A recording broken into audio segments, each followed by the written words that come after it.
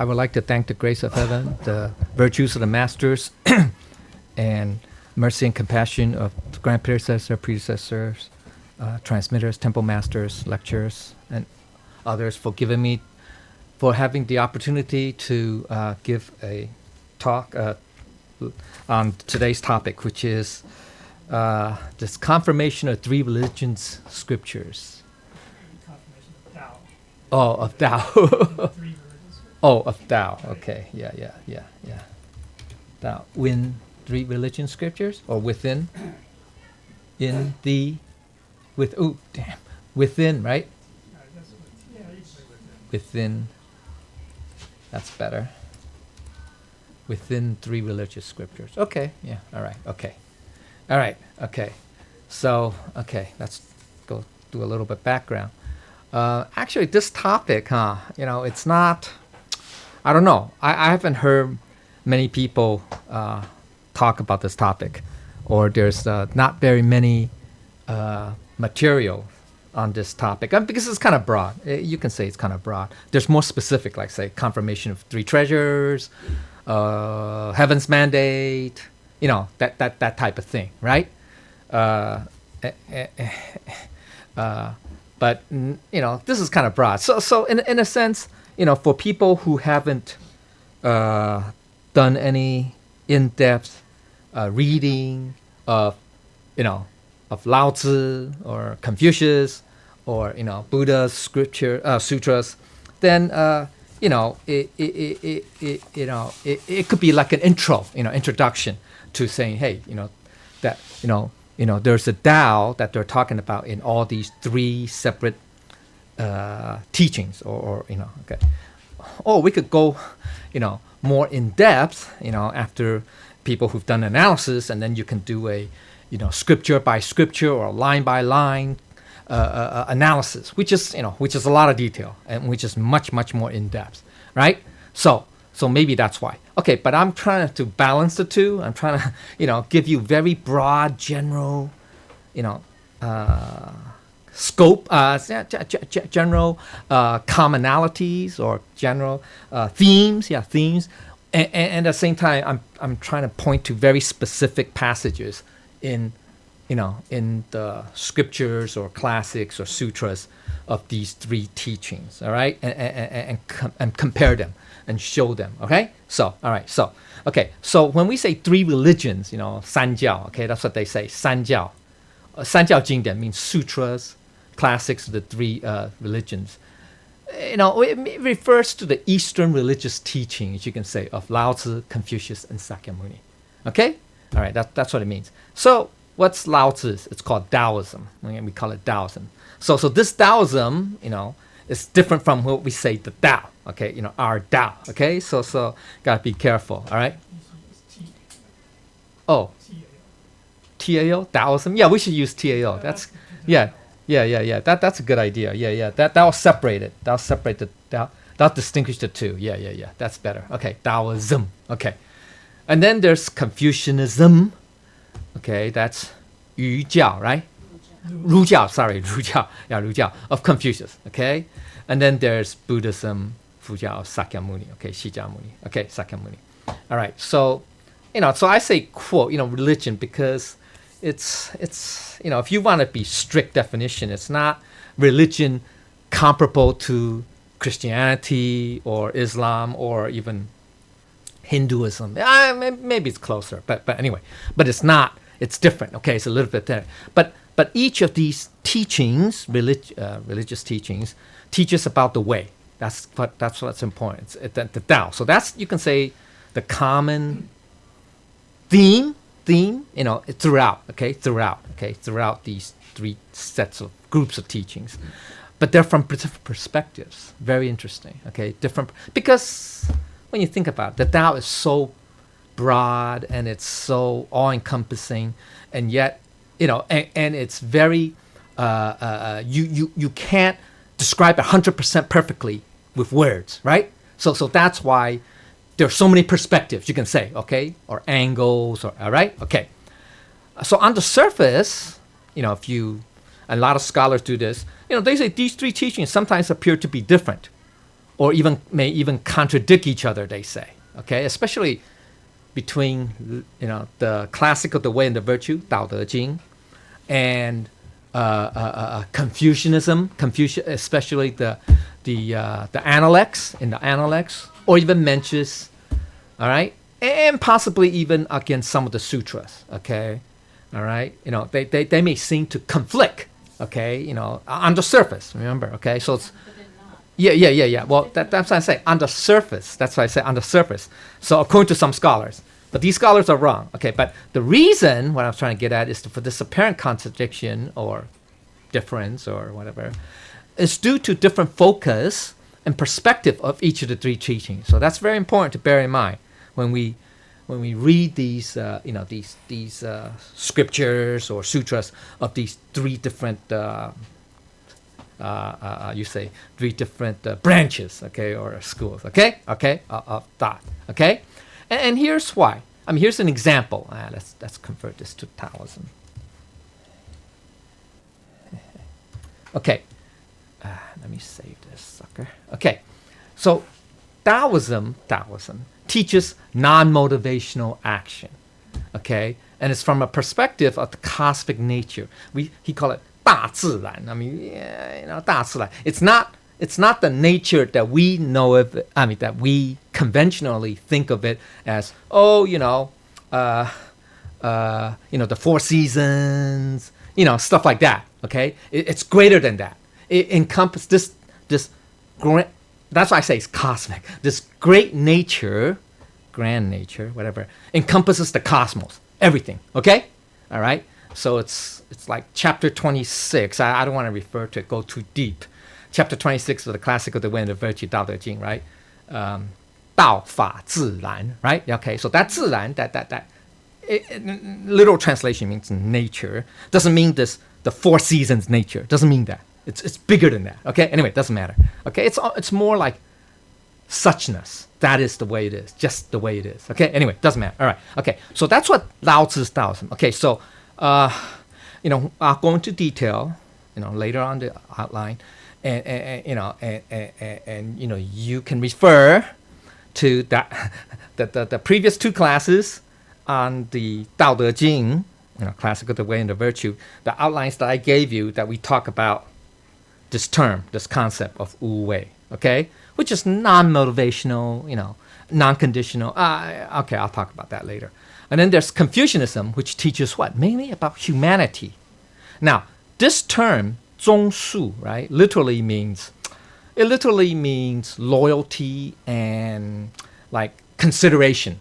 Be considerate of others. Literally, that's what it means. Okay, literally, those two words. Is that right? But it just means that it's about how to be a human. How do we deal with other people as a conscientious human being? Okay, it's more like that. Okay, it's more or less like that. So it's from a perspective of human interactions in society. That's the you can say the scope or the perspective of Confucius' teachings. Confucius does not say, God said do this. No, not like that. Okay, doesn't say that, or doesn't say that in the absolute realm it should be like this. No, doesn't say that. You get it? So Confucius just talks mainly about human relationships. You can say human interactions, relationships. That's it. In society, right? Amongst humans. That's it.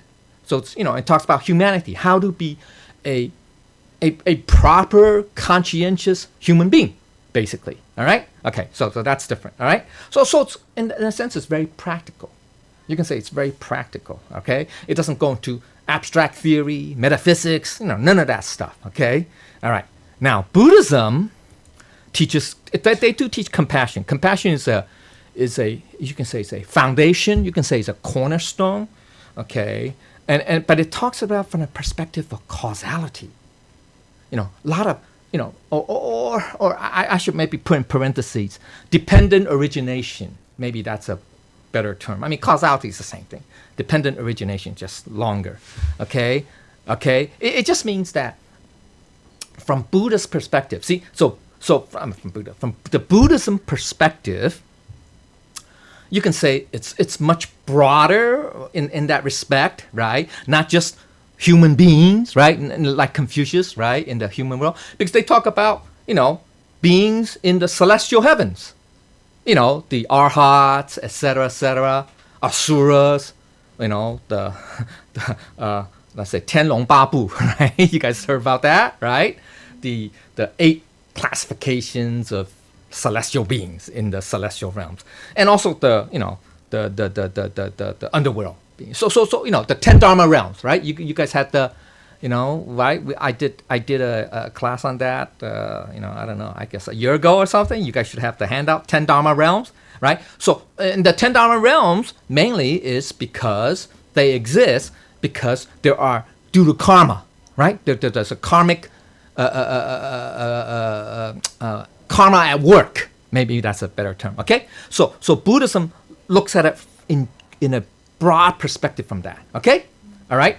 Okay, so yet, despite these apparent different perspectives, right? They are different perspectives, right? But they all teach about the oneness of the way.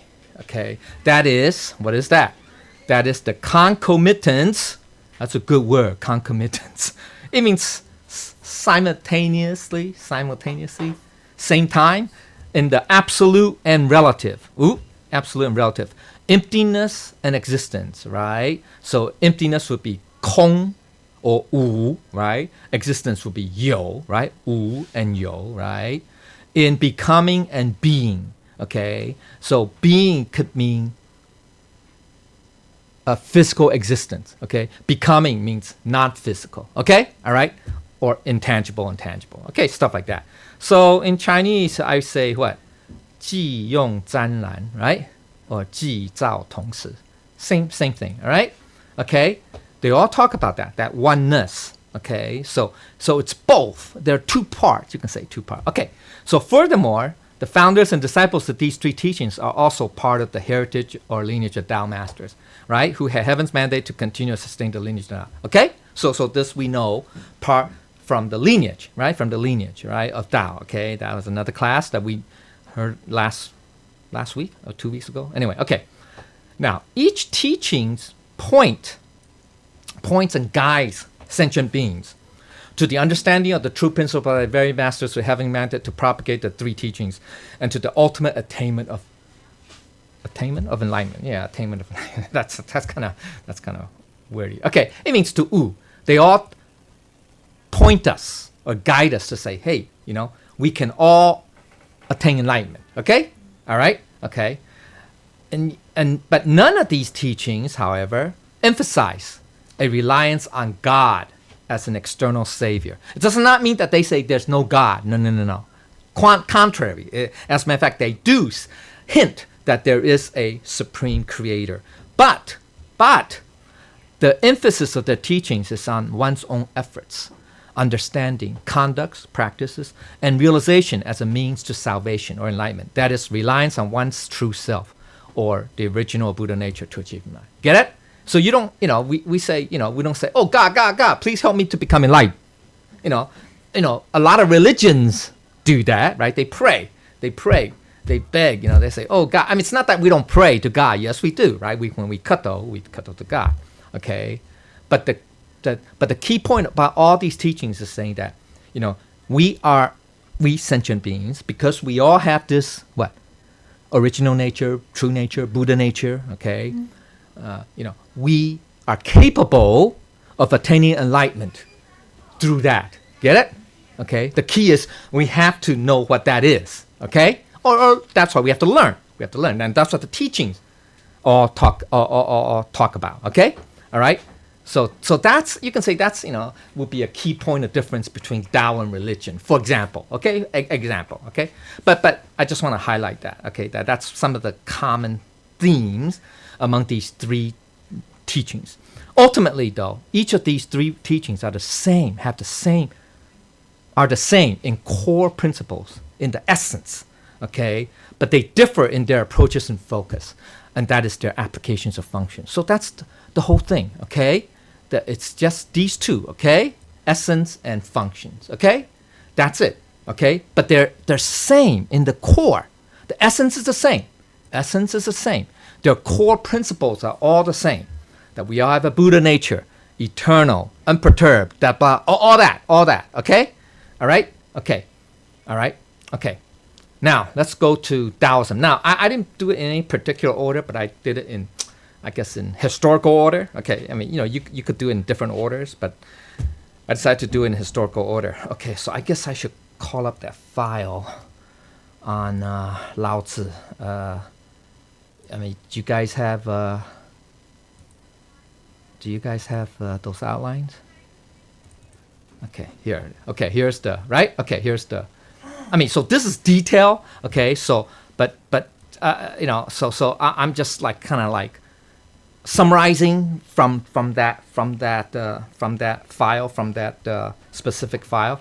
Okay, basically, okay, per the Tao Te Ching, okay, it's saying that the Tao that can be spoken is not the eternal. Okay, the Tao can Tao. Okay, that's all it is. Okay, so the meaning of the first word, this, is that it's about Buddha nature. It's which is neither created. So it means it's absolute, something that's unchanging, eternal, right, etc., etc. Okay, the second Tao word, Tao, right here, means that whatever can be spoken, described, etc., etc., depending on how people perceive and explain it. It's relative, right? So it's relative. All right? Okay? All right? Okay? Okay? So this second Tao is not the constant Tao or changeless or eternal, because it can be spoken from many different perspectives. Okay? That's its functions. Okay? All right? So that's what I'm talking about right here. Okay? Right here. All right? Okay? That's what this is. Okay? That's what all this is. Okay? All right. Then, okay. Then the meaning of the second line, which is, okay, so that's the first line, right? And then in the Tao Te Ching, here's the second line, right? Okay, okay. It's in a similar parallel idea, okay, notion. It just means that, oh, sorry, here. Okay, we're talking about that it's the same with the name. That eternal Tao has no name. But if we give it a name, then it is just temporary and expedient, okay? All right, so that's what we mean right here, right? Okay, the essence has no name or label, right? It's labelless. But the second one means that what could be named right here, right, means that it's not the true thing. It's not the real thing. It's no longer the real thing. All right, the real Tao, or okay, the real. Okay, so just okay. All right, so that's the main thing. The important thing is this. Is the key point. Is right here. Is that both being constant being and constant non-being are the most fundamental aspect. That is, the two coexist. You can say coexist. Okay. All right. Okay. So it's like I don't know. We can say it's like a duality, absolute, relative. Okay. So being and non-being are one, or concomitant. That is, there's one essence. Okay. But the two shows up. Okay. At the same time, but they have different names. Right. One we say it's the Tao that's nameless, right? That's nameless, labelless, that's eternal, blah, blah, blah. But then we see its functions, and so we have names for them, right? We can describe it, okay, like that, okay? All right, okay, so one is being or existence, the other one is non-being or non-existence, okay, or void, okay, yo and wu, okay? So being is the divine suchness, okay? Because we have a Buddha nature. It's there. It's just that the only reason why we don't see it is because it's invisible. It's intangible, right? It's formless, right? Okay, so it's the divine suchness, thusness, and void. That's the true emptiness. Okay, we say 真空妙有, right? I mean, I should put the Chinese here, but that's okay. It means true emptiness, marvelous existence, or something like that. I mean, if you wanna translate it that way. So that's both our true nature, cannot be created. Okay, so it's the oneness. Okay, all right. So now chapter 2 of the classic of the virtue. Okay, of the classic. All right, chapter 2. We talked about it last week, I think, or 2 weeks ago. All right. It's about observing manifestations or the applications. Okay, the first chapter was about observing the the essence. You can say the essence, okay, or the oneness. You can say the oneness, okay. All right, and I think it's kind of long out, but because it's a lot of the giving details of the various uses or duality, okay. So it gives details on the functions of this essence. That's what I'm trying to say. In this phenomenal realm, relative or dualistic nature of all phenomena, okay. But the emphasis, it's this, okay. It's this right here, okay. It's called non-motivational action, right? Wu Wei. It's non-conditioned. It's spontaneous. It's detached from reason without intention, desires, and motives. The higher level meaning, it refers to our Dharma nature, to the Dharma nature. That means the true reality, ultimate reality, or the Dharmakaya, okay, which is our Buddha nature, basically, or the essence, okay? And it's, that term, Wu Wei, shows up the first time in the Tao Te Ching in chapter 2, right here. Okay? All right? 处无为之事, okay? It shows up. It just means that, it has no motivational force. It's without intentions, okay? It has no attachments, ambitions, etc., okay? It's similar to suchness, thusness. You can say tathata, okay? All right, okay. So, what Lao Tzu is talking about in the Tao Te Ching, at least in the first 2 chapters and throughout, is that our human actions should be in accordance with the way of heaven and earth. That is this great nature, this cosmic nature, okay? Cosmic nature. And he talks about it throughout here in these, what you call it right here? In these six pairs. We call 6 in these 6 dualities. You can say pair, right? Existence or being and non-being, right? Being and non-being, okay. Let's see, what else? Difficulty and ease, okay. Long and short, which is kind of, okay. All right. Actually, because that's another separate topic because, I talked about it already. But anyway, okay, those dualities, high and low, okay. All right. Okay. Just like, we are the embodiment of heaven and earth, so we should strive to be at this. All right. So whatever we say and do must conform to the principles of heaven and earth, since heaven. Okay. All right. Okay. And then yin sen, that means sound. You can say sound, tone and voice, sound. Yeah, I know. Okay. Anyway, all right. Everything is in harmony with nature. Okay, with nature, with the way it is. Nature has no intentions. Nature does not say has motivation. Say, oh, today, you know what? New York is so cold. I'm gonna warm up this place a little bit. And so make it 68 degrees today or something like that. No, it doesn't do that.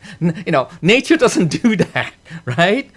It's because of different causes, okay? But that's just the way it is. Get it? Okay, so you can say spontaneous. There's no, it's non-motivational or motiveless, okay? Just follow the principle. Yeah, it follows the principles, right? The way of heaven and earth. The ways of heaven and earth, right? How heaven and earth, works, or how the way they work. Okay, so that's why I say right here. So it's similar to chapter 1 of the Sutra of Purity and Stillness, Qing Jing Jing, right? It says, the great Tao is without form, right? Yet it gives rise to heaven and earth, right? It's without preference. That means it has no biases or intentions. Yet the sun and moon follows their, precise laws of physics or whatever, okay? Whatever, right? And this great Tao has no name, yet it nurtures the universe. The universe will grow and ebb or whatever, right? Accordingly, without any interference or action from the Tao, right? Okay, so it's the same idea, all right? So it's like this cosmic nature. That's what I'm trying to say. Okay, that view. Okay, And it also, in chapter 6 of the Tao Te Ching, very first line, the 古神不死 or something like that. I think it means the valley spirit never dies. Okay? Literal translation. It just means it refers to our true nature.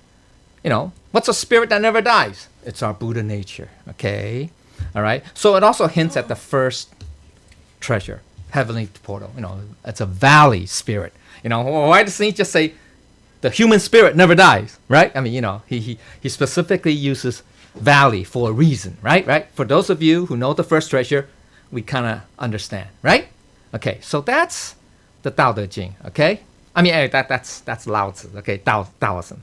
Because basically he just has those two sutras. I mean, yes, there's Zhuangzi, but I don't want to go into too much detail. That's why there is Zhuangzi, who is like 2 generations after Lao Tzu, who's also, you can say, a practitioner, follower of Lao Tzu's Tao Te Ching. Okay, and he had, I think he had a couple books. Okay, one of them's the Sayings or something of Zhuangzi and something else. Okay, anyway,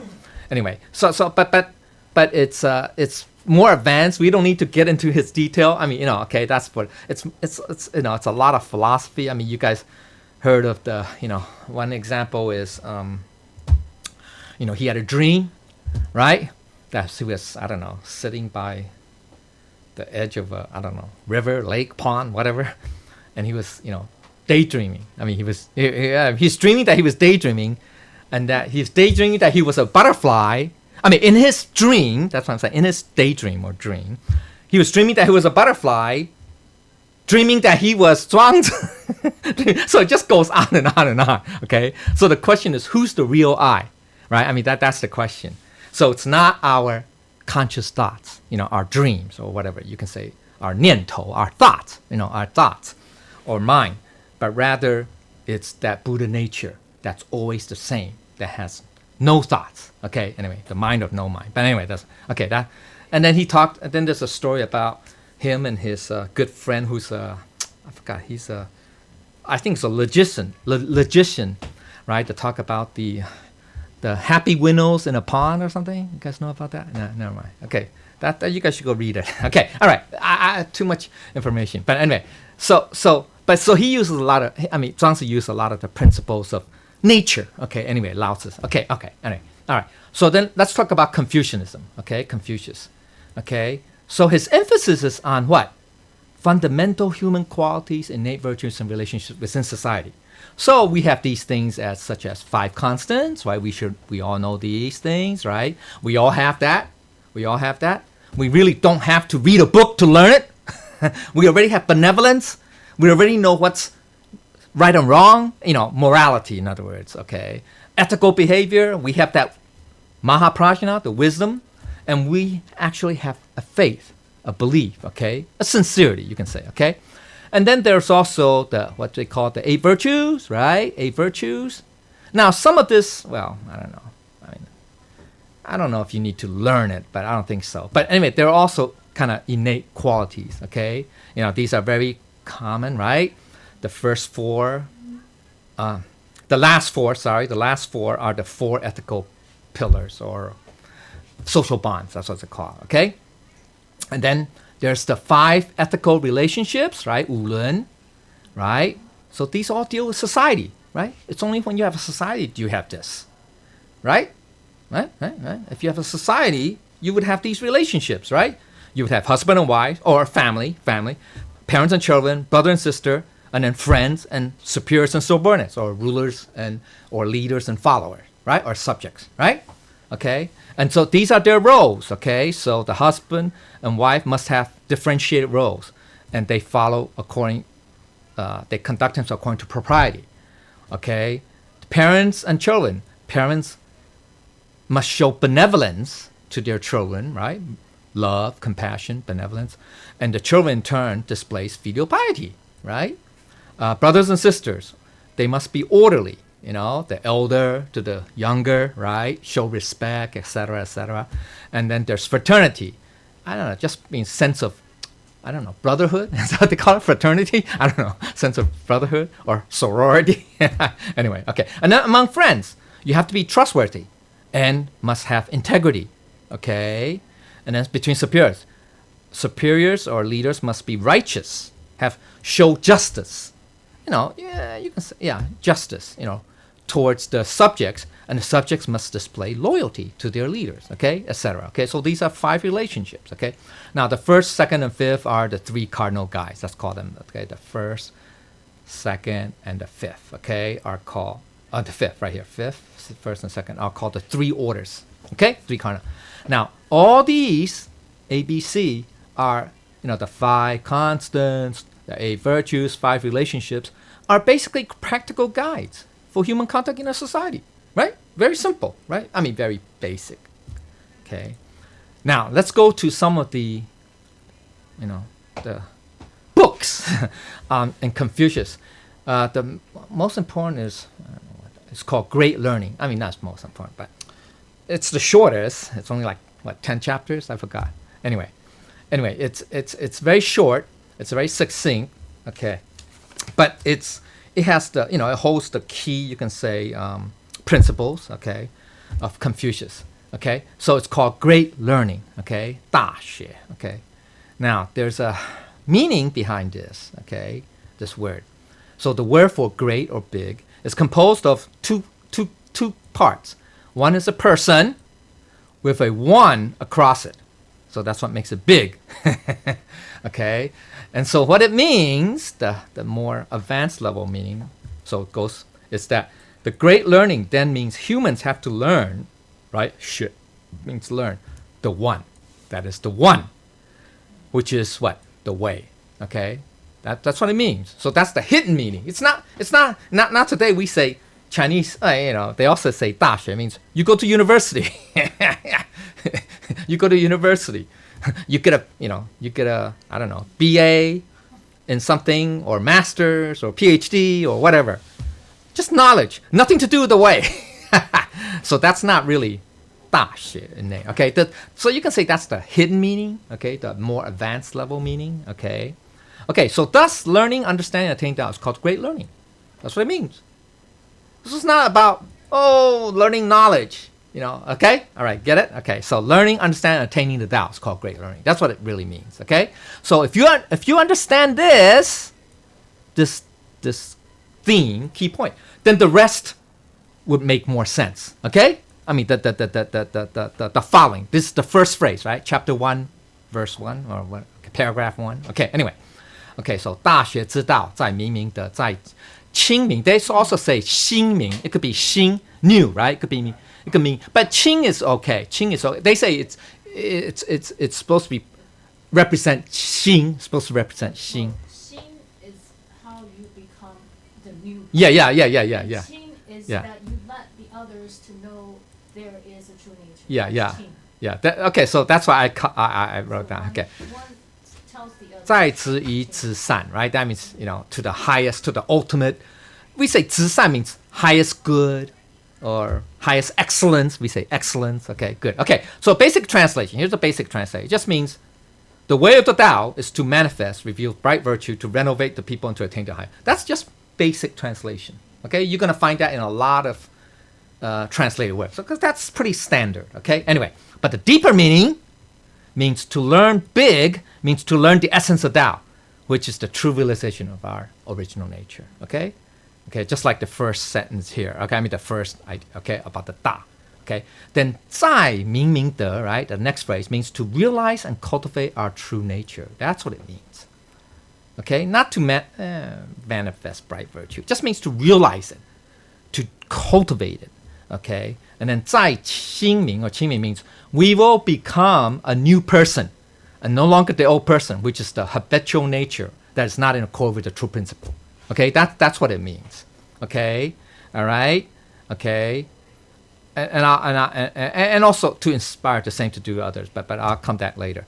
Then the last phrase means to achieve the state of true self. That is, we need to seek and reach the ultimate excellence or perfection in whatever we do. Okay, so after reaching the ultimate excellence, we'll be able to achieve non-attached concentration, samadhi. So this is very similar to the Eightfold Path, but that's what I'm saying. Yeah. So there's two versions, like singing and qingming, or just one? No, it's one. It's really one, isn't it? It should be singing. Qingming is the text. Yeah, it's the actual text. Right. The text itself says it's Qing. qingming, But they it's said also known as interpretation. qingming. Yeah. Because once you reveal your own true nature, you become that. New person. Yeah, like a new person. Okay.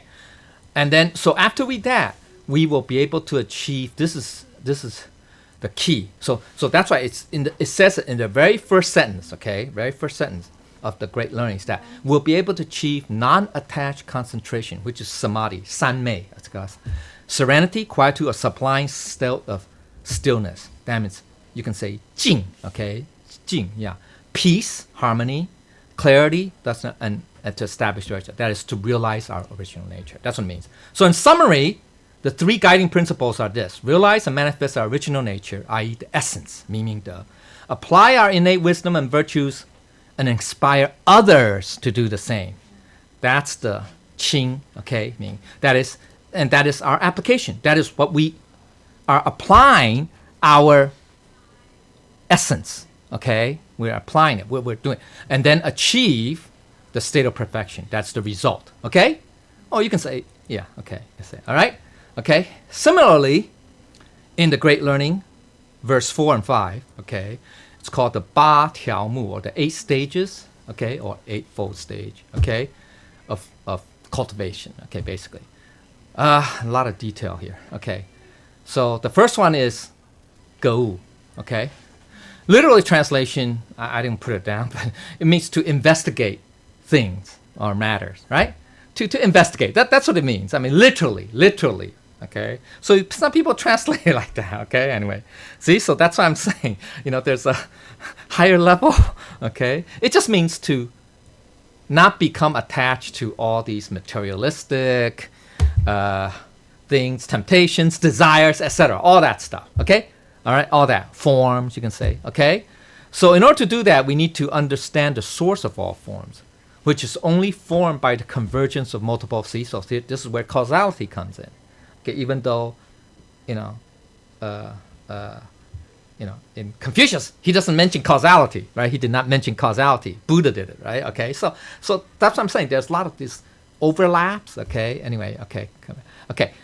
So forms manifest, obviously, when karmic affinities integrate into spirit. That's right? That's dependent origination, all right? So one need to deal with matters when they come and quiet the mind as matters go, right? Right?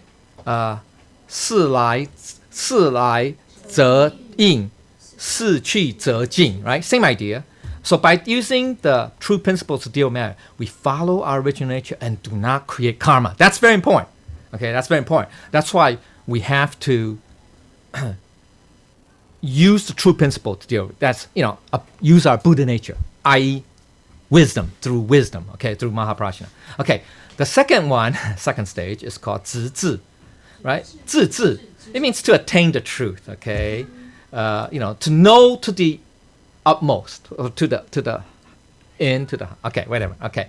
It refers to the entire manifestation of our heavenly conscience, 良知良能.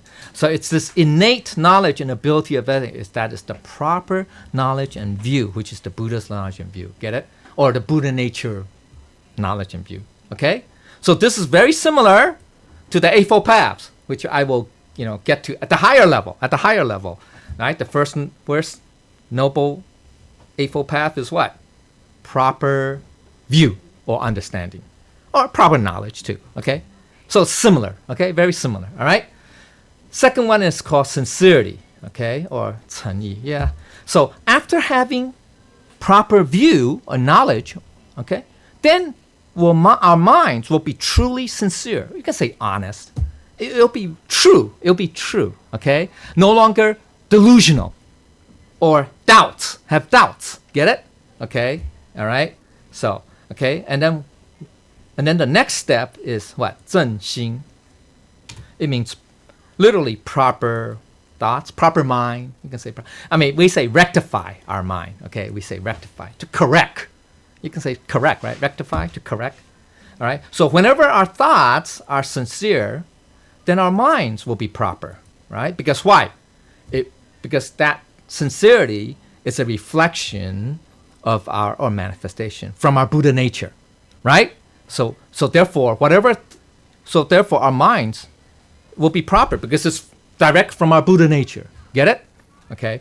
So once our mind is proper, everything we do will agree with the true principle. So therefore, that's how we will not create karma. Okay. And then the fifth is to. How come we have space here? Okay. It's to regulate, or we say to cultivate one's character. We say, some people translate to regulate one's body. Okay, regulate. It literally to regulate our body. Okay. So once our mind is rectified, our body, which really means speech and conduct, is also regulated. Okay.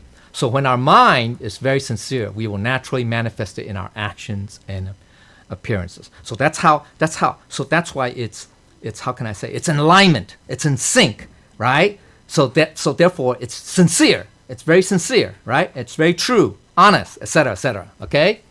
All right.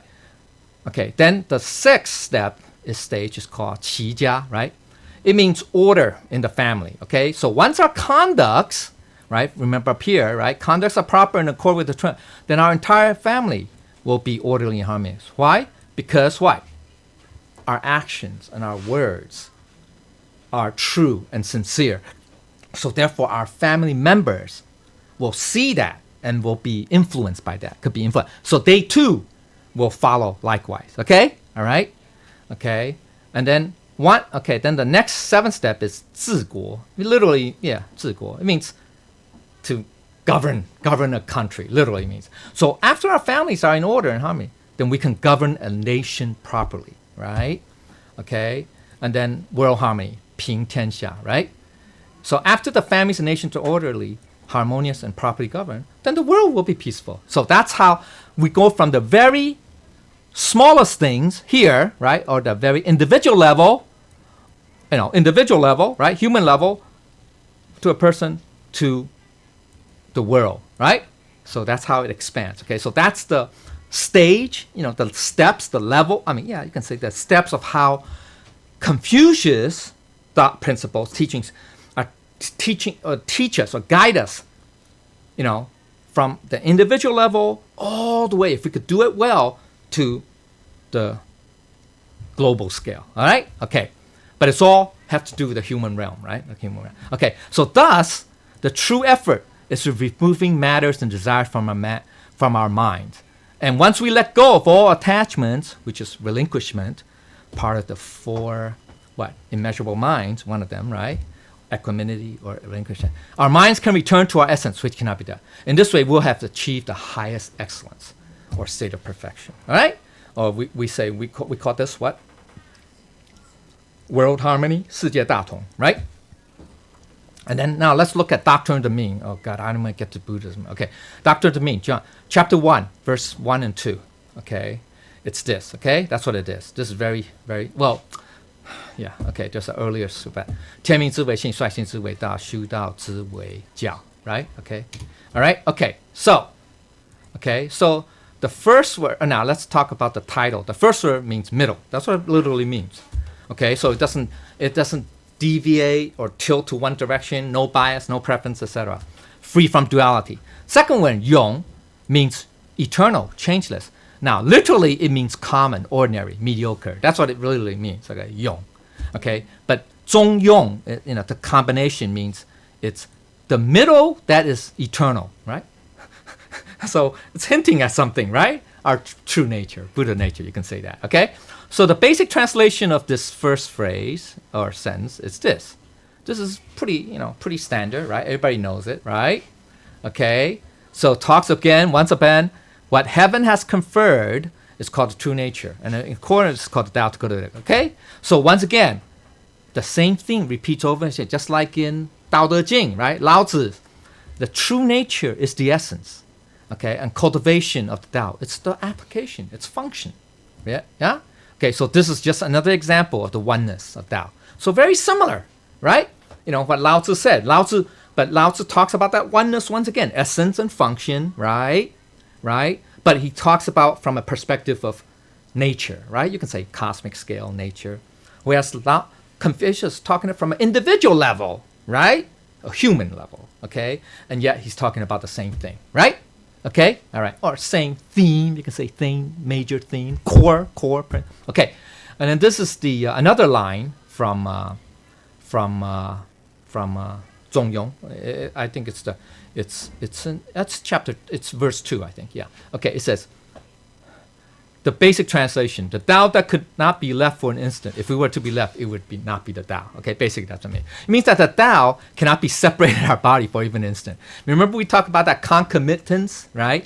So it's together. They're together. They're not separate.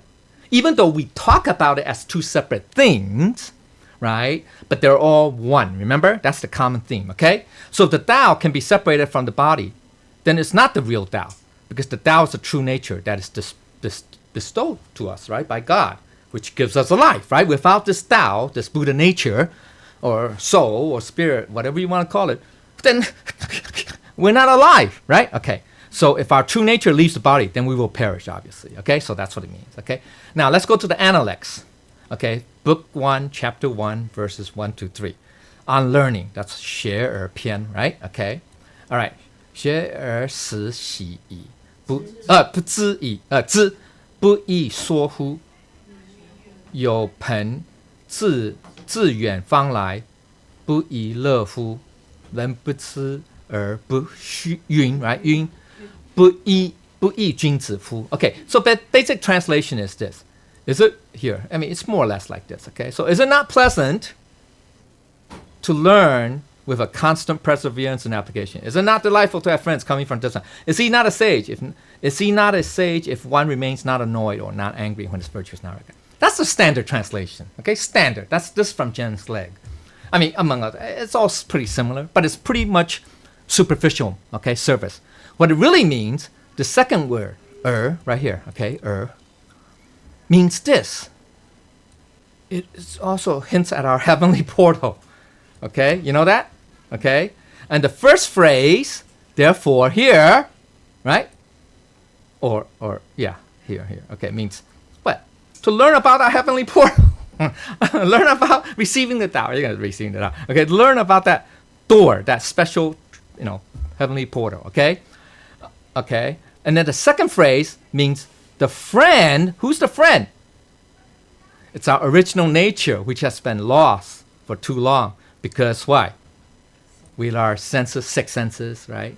And our conscious might be in charge, or five skandhas. And now our friend is coming back from afar because we had attachments. You get it? So it's kind of like rediscovering our original nature, our Buddha nature. So that's why, isn't it delightful? Isn't that a great joy, right? We should be happy, right? Okay, we discovered it. We discovered that who our true selves are, our true nature, our Buddha nature, okay? The third phrase means that when we see those who have not manifested virtues, we know it's because they do not know their true nature, which is why they act improperly. But we do not get mad at them. This is the phrase. It's not if one remains not annoyed when his virtue is not recognized. You get it? It's not that. See, that's the literal translate. Not literal. You can say literal. What it means, it just means that we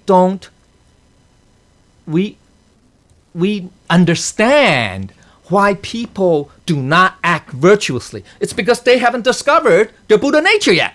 Make sense? Okay? So, no matter how people criticize or ridicule us, don't be angry at them because they don't know that their true nature, about their true nature, and do not realize that they're actually creating more karmic debts. So, isn't that like being a sage, right? Okay? So, okay? Or an enlightened being, okay? All right. Also, in the learning Analects, chapter 8, okay, Cao, right? Cao Wen Dao. It means in the morning. Early morning. Okay. This means that, basically translation is this. So this is pretty much it. If in the morning, if I were to learn the Tao, or the essence or truth, then I know I would be able to die at sunset without regret. Okay. It just means that we can, what? Return to our true home, our permanent home, absolute realm, Dharma Dhatu, and we can transcend the six paths after we receive the Tao. right? So we don't have a fear. We don't have any regrets, right? Okay. All right. Okay. So that's Confucianism. All right. Okay. Now let's talk about Buddhism. Okay.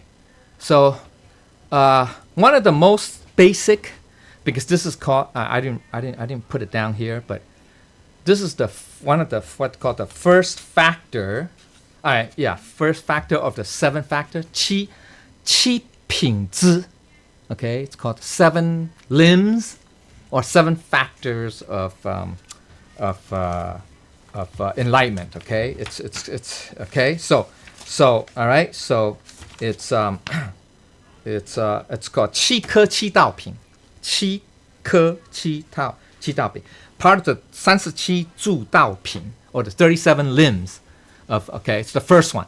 It's called the 4 foundations or 4-fold stages of mindfulness. 四念处 or 观. Okay.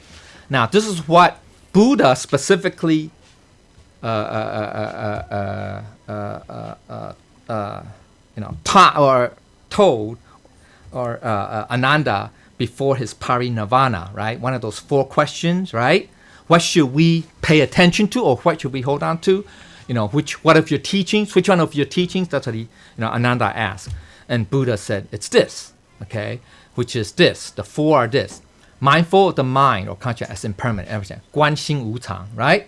Mindful of all feelings and sensations as suffering and real. 观受是苦. Mindful of the body as impure, unclean, nor tranquil. 观身不净. And mindful of the Dharma, which is free from the ego, is just that there's no, okay.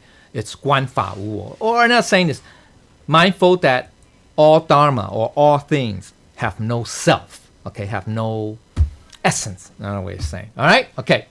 But that's the basic meaning, okay? Basic, which is not wrong, which is true, okay? But there's a higher level of understanding, okay? Which is, because this is very dualistic, all these, okay? Very dualistic, get it? So the higher level is that it's non-dualistic. It just means that the mind only appears in name. The true nature, the mind or no mind. Although they're names, but they're just labels and not intrinsic or innate to the eternal mind. Remember, just like Dao De Jing, Lao Tzu, right? Chapter 1, second sentence, 名可名非常名. Same idea. Okay? Same idea. Get it? Okay? Same, so very, very similar. Same idea. Okay?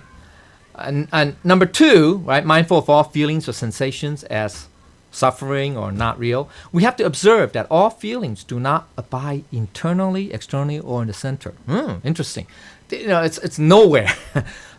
If we achieve this level of style where we don't have any sensation, because then we will not create karma.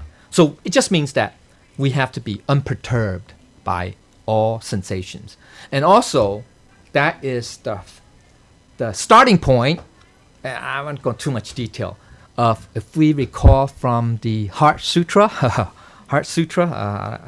don't want to go into too much detail. Heart Sutra, it talked about when Avalokitesvara was talking to Sariputra, right? Saying that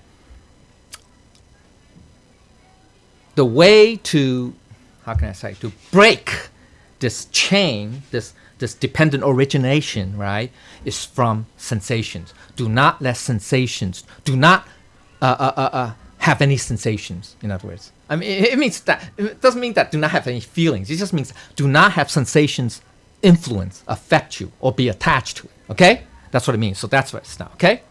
So it's all right here. It's all right here, okay? It's all right here. Oh, jeez. I'm almost finished. Okay, let's keep set. Okay, let's keep. Okay, so the basic one, the other one is the true nature and the body as empty space. Both are the same. Remember that concomitance? Okay, same thing. Heart Sutra, form is void, void is form. Okay, same idea. And to observe neither wholesome nor unwholesome dharma to acquire. Just like in Diamond Sutra, chapter 22, no dharma to acquire. Okay, so it's non-dualistic. That's what I'm trying to say. Okay, so this is a state where there are no dualistic divisions such as good dharma, Okay, all right. Then the Noble Eightfold Path. Oh God, I was gonna say, going to talk about this. Whoa, goes more into details. This is a lot. I already gave this class. It's a 2-hour long class. It goes from the very basic level. Here's the Noble Eightfold Paths on column B.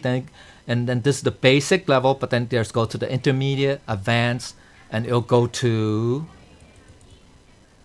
oh, sorry, the one essence, once again, the one essence. That's what the Noble also implied, okay? But that's more advanced, okay? But we don't need to do that. But anyway, just says that, okay? So it embodies the 3 non-alpha studies right here, Jie Ding, okay, wisdom. Also contains the first 5 stages of the 8 stages of the great learning. You know that? And it's example. And then the 4 immeasurable minds of Buddhism is all this, right? We are very, right? We have a separate class on that.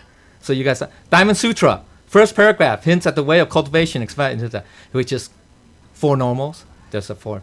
And then the flower sermon. What's the flower sermon say? Very important, right? Hinting at that there is a hidden door, hidden gate, okay? That is the heavenly portal, okay? And the passing of the patriarch manner, okay? So conclusion. All 3 teachings provide the way for sentient beings to discover their true original nature, aka Buddha nature. All 3 teach us about oneness, the concomitance of the essence and functions, which is in accordance with our Buddha nature. All 3 teaches us to practice in the moment at all times, whether young or old, anytime, all the time. All 3 teachings tell us to practice in everyday life amongst humanity and anywhere and where. Each teaching has a different focus based on different scope and perspective. Taoism, I should say Taoism. Okay, Taoism, hold on. Okay, from what? From the cosmic nature perspective, oneness, harmony between humans, earth, and heaven. Confucius from a humanity perspective, social and world harmony. Buddhism from causality perspective, attain nirvana, transcend samsara. Okay, thank you very much. I know I rushed through it. There are a lot of things that maybe I have not said properly. I ask for the Buddha's forgiveness. Thank you.